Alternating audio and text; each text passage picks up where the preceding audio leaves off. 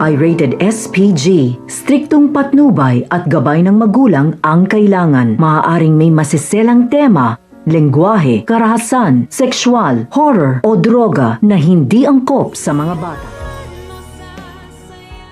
Ibilhin ni Don Pepe ng 10 milyon ang kalayaan nito mula sa tauhan ni Moira. Dahil hindi naniniwala si Giselle sa mga palusot ni Moira na nandoon lamang ito sa restaurant kasama ang kaibigan at malakas talaga ang hinala na may ginawa itong kababalaghan at may kinalaman sa biglang pagkawala ng kanyang ama, lalo na nang sabihin ni Annalyn na pinuntahan ito ni Don Pepe. Kaya palihim nilang sinundan si Moira nang umalis ito ng restaurant at naiwan ang kaibigan nitong si Neresa. Samantala, si Moira naman ay naisip na susundan siya ni Giselle pagkalabas nila ng restaurant. Kaya inilihis niya ang lugar na sana ay pupunta sa matanda. Alam niyang hindi siya paniniwalaan ni Giselle sa kanyang mga palusot, kaya hindi muna tumuloy sa pinagtaguan niya kay Don Pepe. Ang hindi alam ng babae na nabili na pala ni Don Pepe ang kalayaan nito mula sa kanyang tauhan. Dahil nadala ni Don Pepe ng 10 milyon ang kanyang tauhan at nakokonsensya na rin ang pulis sa ginawa nito sa matanda, kaya sinunggaban nito ang alok ng matanda kapalit nang hindi ito idadawit sa krimeng ginawa ni Moira.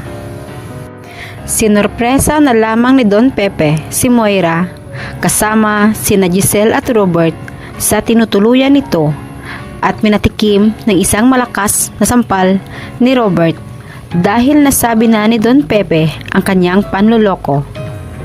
At dahil sa ginawa nito sa matanda ay tuluyan na itong makukulong at patong-patong na ang kanyang kasong haharapin.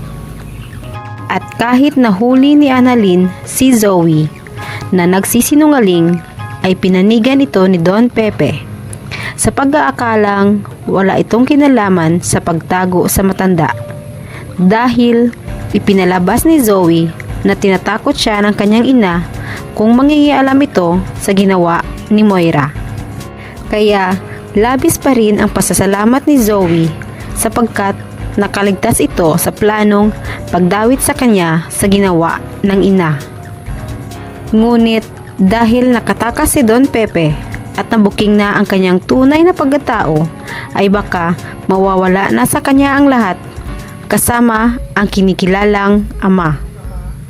Sa kabilang banda, dahil sa napahiya sina Carlos at Lynette sa mga kaibigan ng doktor, ay pipilitin ni Carlos na magkaroon na sila ng sarili nilang anak.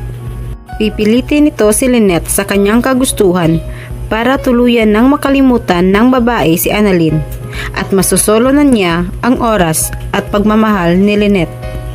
Ang hindi alam ni Carlos ay narinig ni Michael ang pag-uusap nila ng kanyang mga kaibigan, ngunit pinagsawalang bahala na lamang ni Michael dahil kung isusumbong niya kay Lynette ang kanyang mga narinig ay siguradong hihiwalayan nito si Carlos at may pagkakataon na baka magkabalikan sina Robert at Lynette at iyon ang ayaw na ayaw niyang mangyayari dahil galit ito sa lalaki sapagkat ito ang naging dahilan para hindi matuloy ang kasal nila ni Lynette noon. Mabubuking na kaya ni na Giselle at Robert ang ginawa ni Moira sa kanilang ama at mabibili kaya ni Don Pepe ang kanyang kalayaan? Atin lamang abangan dito lamang sa Abot Kamay na Pangarap.